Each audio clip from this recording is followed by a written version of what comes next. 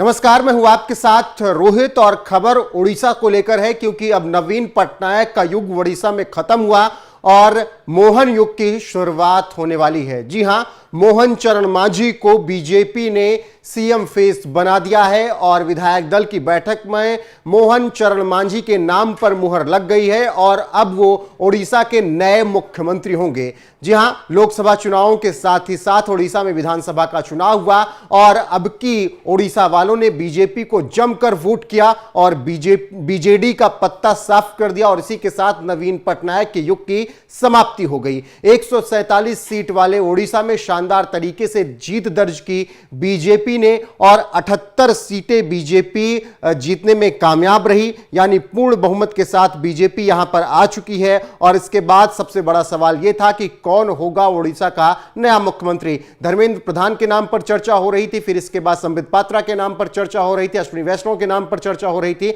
लेकिन मोहन चरण मांझी को अब बीजेपी ने संसदीय दल का नेता चुन लिया है और उन्हें उड़ीसा का नया मुख्यमंत्री बनाया जाएगा। इसके साथ ही उड़ीसा को 2 नए उप मुख्यमंत्री भी मिलेंगे। जी हां, आपको बता दें कि उड़ीसा में जिस तरीके से पहली बार बीजेपी सरकार बनाने जा रही है, उससे पहले उसने बता दिया है कि मोहन चरण मांझी उनके सीएम होंगे और उनके साथ केवी सिंह देव और प्रवती परिदा उप मुख्यमंत्री पद का शपथ लेंगी और इस तरीके से 2 डिप्टी सीएम उड़ीसा को मिलेंगे और एक मुख्यमंत्री के रूप में मोहन चरण मांझी होंगे। आपको जानकारी देते चले कि मोहन चरण मांझी को केंझोर विधानसभा सीट से जीत मिली थी। उन्होंने इस सीट पर बीजू जनता दल की मीना मांझी को हराया। मोहन चरण मांझी को 87,815 वोट मिले, जबकि मीना मांझी को 76,238 वोट मिले और मोहन मांझी ने 11,577 वोटों से जीत दर्ज की थी। अब दोनों डिप्टी सीएम और सीएम का शपथ ग्रहण 12 जून 2024 को आयोजित किया जाएगा।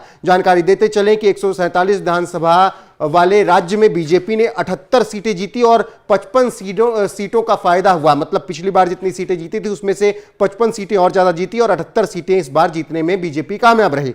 बीजू जनता दल को 51 सीटें मिली, 62 सीटों का घाटा हुआ।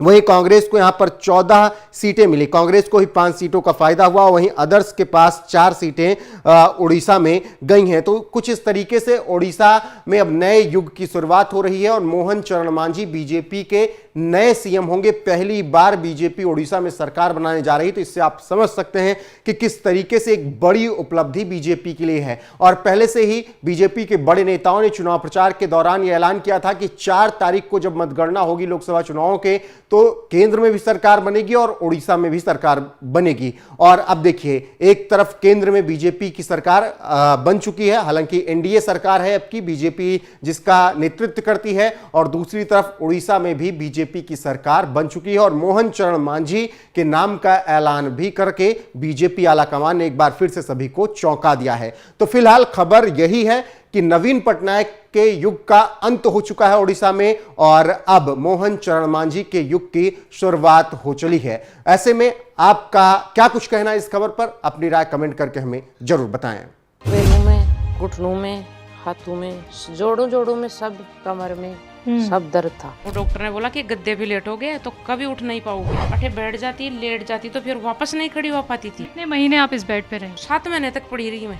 ऐसे नहीं हो पाता था, ऐसे नहीं होगा तो दूध नहीं निकलेगा, वैसे तो ऐसे रहती थी। 5 महीने पहले जब आप बिस्तर पे थी ये कर पा रही थी? अरे मेरे को तो किसी ने सहारा दे दे के उठा के खाना खिलाते थे। जो काम मैं नहीं कर पाती थी ना, वही करके दिखाऊंगी। ये लगभग कितने किलो की होगी? ये 35 के कम नहीं है। तो आप देखिए ये गठरी कितनी भारी है। डॉक्टर ने तो आपको वजन उठाने के लिए मना कर दिया था। हकीम साहब का एक गोंदसिया ने लिया मैंने, तो मैं तो अपने आप उठ कर काम करवा लगी। तो वो पूछते भी है कि तुमने ऐसी कौन सी दवाई ले ली जो पहले तो तेरे को सहारा मिलता और अब तो खुद सहारा बन गई तू सारा काम का। जो मंजू जी 5 से 6 महीने तक बेड से उठ नहीं पाती थी, एक गिलास का पानी तक नहीं उठा पाती थी, आज देखिए वो कैसे।